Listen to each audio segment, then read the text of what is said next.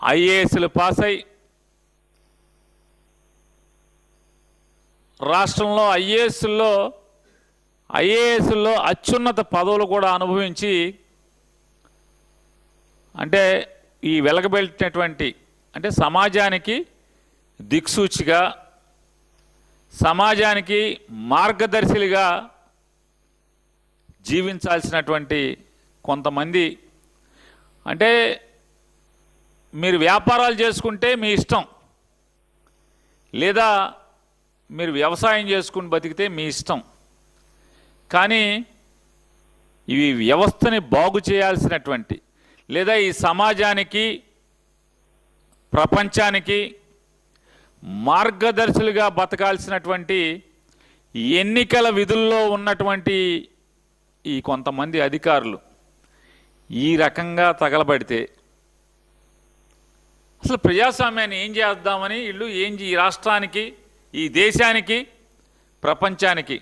ప్రపంచంలో భారతదేశంలో ప్రజాస్వామ్యం చాలా గొప్పగా విరాజిల్లుతుంది. ఎన్నికలు ప్రజాస్వామ్యబద్ధంగా జరుగుతాయని మనందరం కూడా జబ్బలు జరుచుకుంటూ ఉంటాం బయట మిగతా దేశాలతో పోలుస్తూ. ఇదివరకు బీహార్ని ఇంకొక రాష్ట్రాన్ని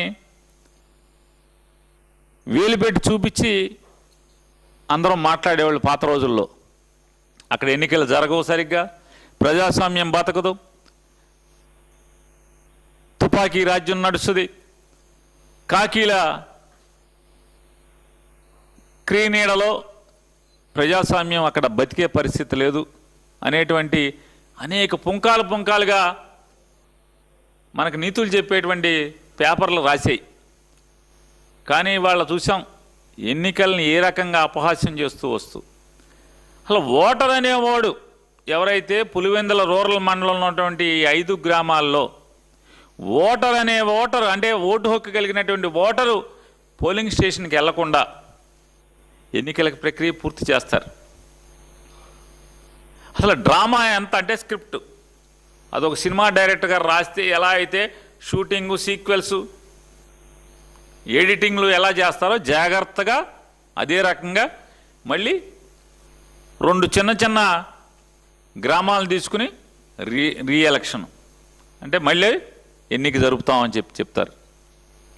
ఈ తంతు చూసి వాళ్ళ నిన్న జగన్మోహన్ రెడ్డి గారు మీడియా ద్వారా ఈ సమాజాన్ని సర్వనాశనం చేస్తున్నటువంటి ప్రజాస్వామ్యాన్ని కూనీ చేస్తున్నటువంటి నారా చంద్రబాబు నాయుడు ప్రభుత్వానికి అంటే ఆ ఎన్నికల్లో ఏం జరిగిందో రాష్ట్ర ప్రజానికానికి కళ్ళ కట్టినట్టు ఆధారాలతో సహా చూపిస్తూ ఆయన ఈ ప్రభుత్వాన్ని నాకు ఈ సమాధానం చెప్పండి అని ఛాలెంజ్ చేశారు. ఆ ఛాలెంజ్ లేట్కి సమాధానం చెప్పకుండా దాంట్లో ఆయన చెప్పారు జగన్మోహన్ రెడ్డి గారు, ఎస్ మేము న్యాయస్థానాన్ని ఆశ్రయిస్తున్నాం ఈ ఎన్నికల మీద, మరీ ప్రత్యేకించి పులివెందుల జెడ్పీటీసీ అలాగే ఒంటిమిట్ట జెడ్పీటీసీ ఈ 2 ఎన్నికల మీద మేము న్యాయస్థానాన్ని న్యాయం కోసం అర్థించడానికి వెళ్తున్నాం, కోర్టు మెట్లెక్కబోతున్నాం అని చెప్పి ఆయన నిన్న చెప్పారు.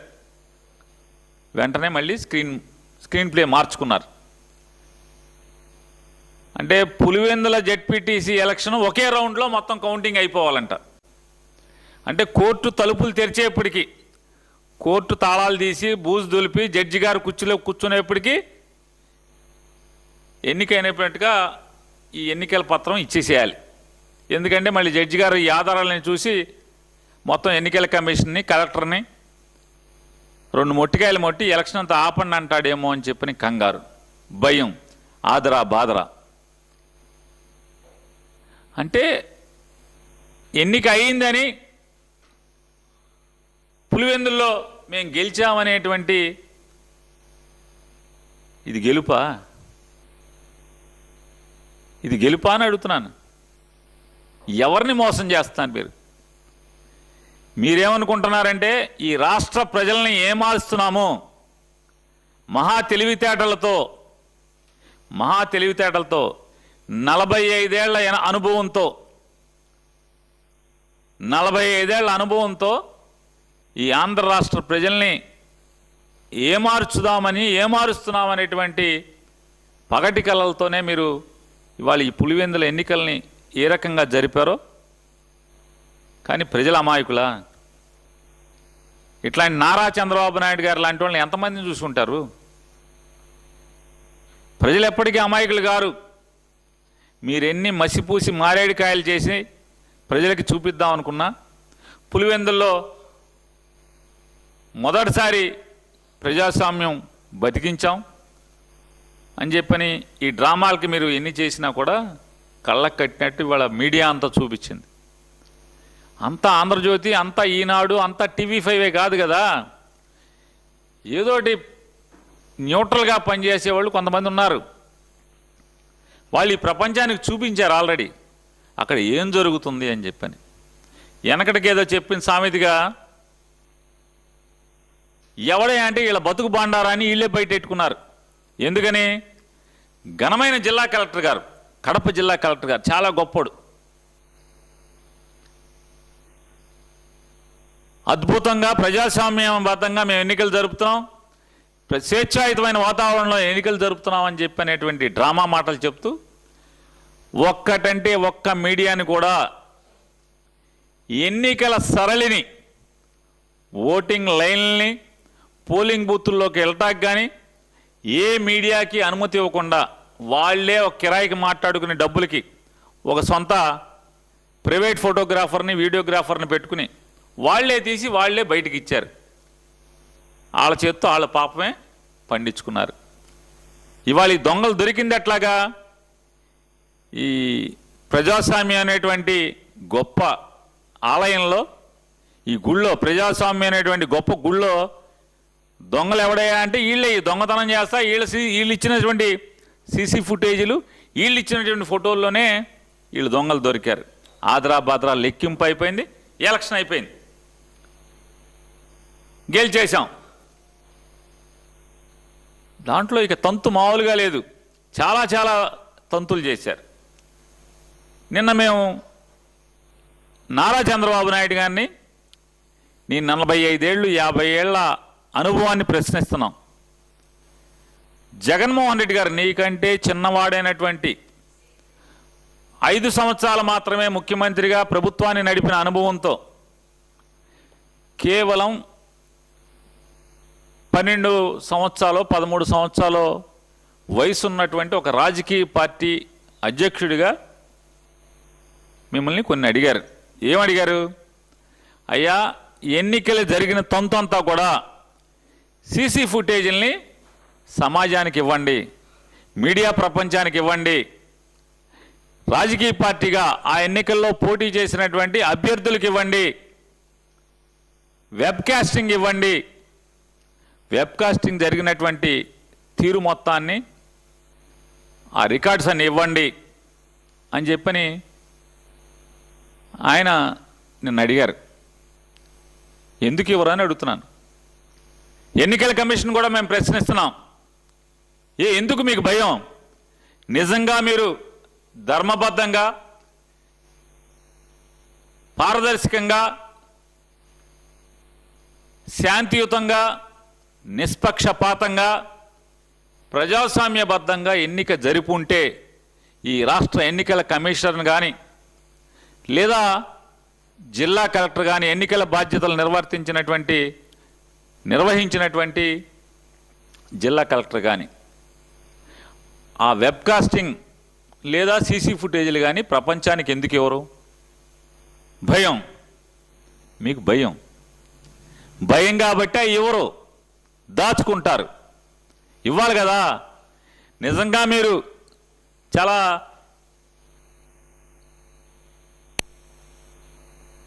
ఇంకా లోకేష్ గారు, కలెక్టర్ గారు, వీళ్ళందరూ చాలా ఉన్నాయి. మన జిల్లా కలెక్టర్ గారి బండారం ఏంటయ్యా అంటే, ఆయన బండారం మాట్లాడే ముందు ఒక్కసారి జగన్మోహన్ రెడ్డి గారు మిమ్మల్ని కొన్ని ప్రశ్నలు, అంటే మాకు ఈ సమాచారం ఇవ్వగలరా మీరు, నేను ఛాలెంజ్ చేస్తున్నానని చెప్పారు. జగన్మోహన్ రెడ్డి గారు అడిగేటువంటి సమాచారంలో సాక్షాత్తు జిల్లా కలెక్టర్ రెండు చేతులు ఆయన జేబుల్లో పెట్టుకుని స్టైల్గా టక్కు చేసుకుని చొక్కాని ప్యాంట్లోకి తోసి 2 చేతులు జేబుల్లో పెట్టి ఆయన ఓటింగ్ పరిశీలిస్తుంటే ఆ నుంచున్న వాళ్ళు ఎవడో జగన్మోహన్ రెడ్డి గారు అడిగాడు,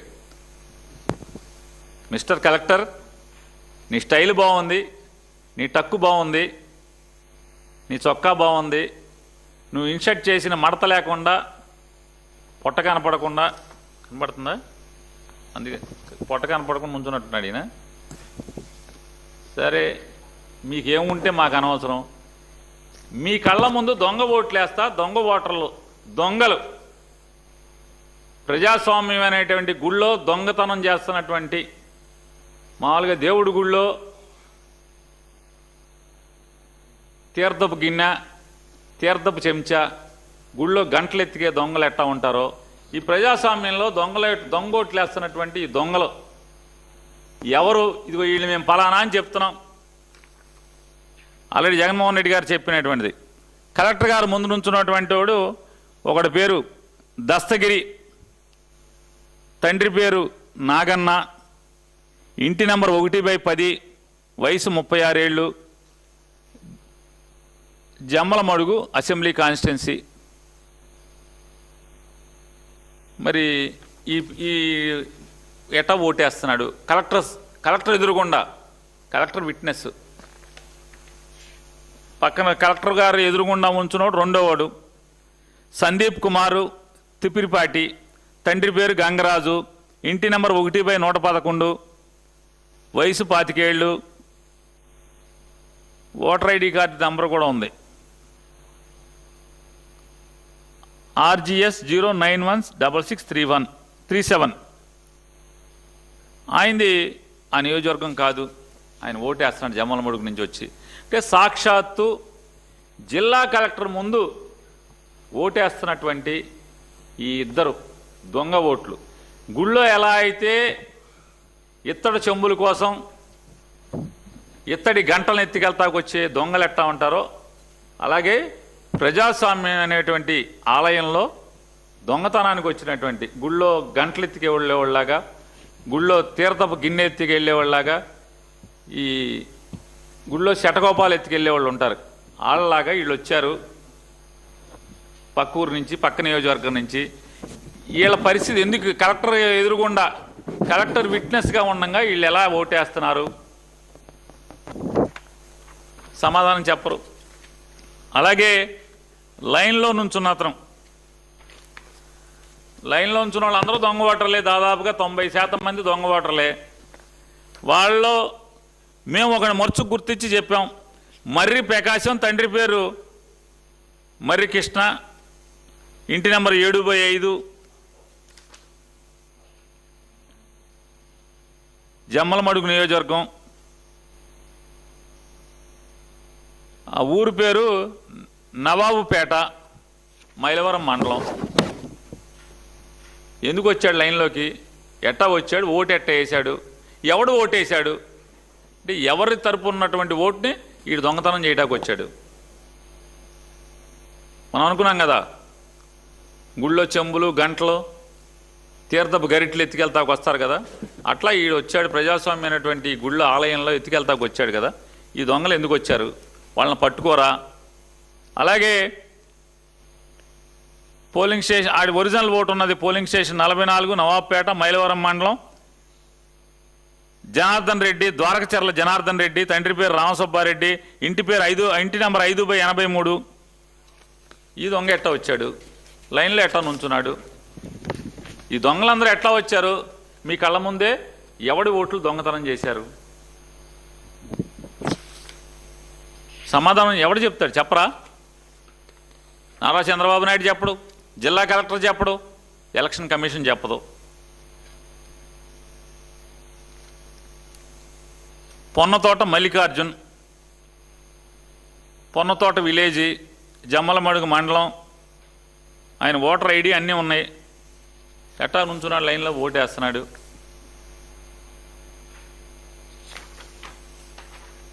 ఈ దొంగలందరూ ఎవరు? గుళ్ళో గంటలు దొంగతనం చేసేవాళ్ళలాగా వచ్చి, కొన్ని గుళ్ళో అన్న రాత్రిపూట వచ్చి దొంగతనాలు చేస్తారు. గుళ్ళో గంటలకి, తీర్థపు గిన్నెలకి, తీర్థపు గరిట్లకి లేకపోతే శటకోపానికి ఎత్తుకెళ్తాక రాత్రిపూట వస్తారు. కానీ వీళ్ళు పగలు వచ్చారు కదా, పట్ట పగలు మిట్ట మధ్యాహ్నం పోలీసులు ఎన్నికల అధికారులు ఉండగా ఎలా వచ్చి ఎలా ఓటేశారు? వీళ్ళందరూ బరి తెగించి లైన్లో ఎటా నుంచున్నారు? ఈయన జగన్ గారు అడిగారు కదా, మారెడ్డి చిన్నపుల్లారెడ్డి ఈ సప్పగీడే సర్పంచ్, కర్మలవారిపల్లెం గ్రామ సర్పంచ్, ఎంత బరి తెగించారు చూడండి. నేను జగన్మోహన్ రెడ్డి గారు చెప్పారు, పాత రోజుల్లో చంబల్లో ఇట్లా ఉండేవాళ్ళు పట్టపక్కలే వచ్చి దోసుకెళ్ళిపోయేవాళ్ళు అని చెప్పాను. వాళ్ళకి వీళ్ళకి తేడా ఏముందని చెప్పి నేను అడుగుతున్నాను అని చెప్పి అడిగారు. ఎవడు సమానం చెప్పరా? మీరు ఊరికే ఊరేగింపులు చేసుకుంటారా? ఈ లైన్లో ఉంచిన వాళ్ళు వీరికి ఏ సమాధానం చెప్పకుండా కోర్టు కనుక గబాలను స్టే ఇచ్చేస్తుందేమో అని చెప్పని అడావుడిగా సాధారణంగా జడ్పీటీసీ ఎన్నిక ఏదన్నా జరిగితే 4 రౌండ్లో 5 రౌండ్లో తాపీగా 3 టేబుల్లో 4 టేబుల్లో వేసి చేస్తారు. కాబట్టి పాత ప్రొసీజర్స్ తీసుకోండి. కోర్టు తాళాలు తీసేలోపు, కోర్టు మొత్తం ఊడిసేలోపు, జడ్జి గారు వచ్చి కూర్చునే లోపు మొత్తం అయిపోవాలి. అయిపోతే ఎవరిని? ఈ రాష్ట్ర ప్రజల్ని కాదు మీరు మోసం చేసేది, మిమ్మల్ని మీరు మోసం చేసుకుంటున్నారు. ప్రజాస్వామ్యాన్ని కూనీ చేస్తున్నారు. మీ కార్యకర్తలే నమ్మట్లా. రాష్ట్ర వ్యాప్తంగా కడప జిల్లాతో సహా మిమ్మల్ని మీ వెనకాల తిరిగి మీ జెండా మోస్తున్నటువంటి కార్యకర్తలే అది ప్రజాస్వామ్యబద్ధంగా జరిగిన ఎన్నిక అని చెప్పిన వాళ్లే నమ్మట్లా. ఇంకెవరిని నమ్మిస్తారు మీరు? తండ్రి కొడుకులు ఇద్దరు మోసం చేసుకోవాలి మిమ్మల్ని మీరు. తండ్రిని కొడుకు మోసం చేయాలి, కొడుకుని తండ్రి మోసం చేయాలి. నాన్న బాగా చేశాను నాన్న, మనం బాగా గుద్దేసుకున్నాం నాన్న, గెలిచేశాను నాన్న, జగన్ ఓడిపోయాడు నాన్న, మొదటిసారి పులివెందుల్లో ఎలక్షన్ జరిగినాయి నాన్న, ఇంతవరకు ఎప్పుడు ఎలక్షన్ జరగలేదని చెప్పని తండ్రి ఏమో కొడుకేమో తండ్రికి స్వీట్ తినిపించాలి.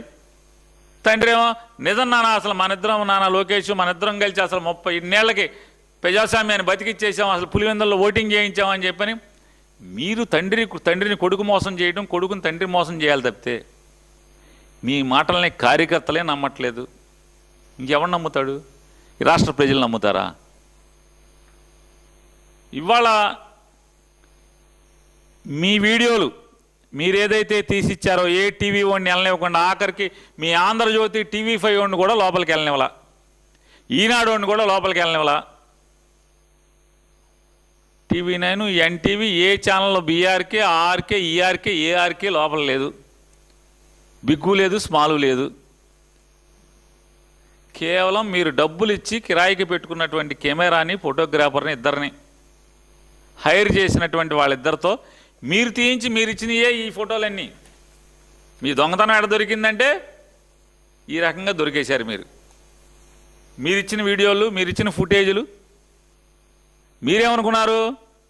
ఆఖరికి మన జ్యోతిలో పనిచేసేవాడో, లేకపోతే TV5లో పనిచేసేవాడో, ఈటీవీలో పనిచేసేవాడో ఎవడొకడు బయటికి ఇచ్చేస్తాడేమో మైటి, అట్టా కాకుండా జాగ్రత్తగా మన సొంతదే తీయించండి అని చెప్పారు. మీకే బద్దలైపోయింది. అంటే మీరెంత పాపాత్మలో, మీరెంత ప్రజాస్వామ్యాన్ని పతనం చేశారో, చెరబట్టారో. నాడు దుశ్శాసనుడు సభలో ఏదైతే రాజ్యసభలో కళ్ళు కనపడనటువంటి ఒక అందరాజు ధృతరాష్ట్రుడు ఏ రకంగా చెరబట్టాడో, దుశ్శాసనుడు ఏ రకంగా చెరబట్టాడో. ఇంతమంది పెద్దలు, రాజుగారికేమో కళ్ళు కనపడవు, ఇక్కడ రాజుగారికేమో కళ్ళుండి కనపడవు, నటిస్తారు కళ్ళుండి కనపడినట్టు. ఇందులో జిల్లా కలెక్టర్లు ఎవరైతే ధర్మంగా న్యాయంగా ఉద్యోగాలు నిర్వర్తించవలసిన వాళ్ళు, ప్రజాస్వామ్యాన్ని కాపాడాల్సిన వాళ్ళు, వాళ్ళే వీటన్నిటికీ పాపాలు చుడతారు, పాప పనులు చేస్తారు. సాక్షాత్తు హైకోర్టు తప్పుపట్టింది జిల్లా కలెక్టర్ చర్యల్ని, ఎన్నికల కమిషన్ చర్యల్ని. మనం రాసుకున్నటువంటి బాబాసాహెబ్ అంబేద్కర్ రాసినటువంటి రాజ్యాంగం మేరకు ఆ రాజ్యాంగాన్ని గౌరవిస్తూ ఎన్నికల ప్రక్రియ ఒకసారి మొదలైన తర్వాత మేము ఏలు పెట్టడం బాగోదని చెప్పి తప్పితే మీరు ఇద్దరూ కలిసి జిల్లా కలెక్టర్ గారు అలాగే ఎన్నికల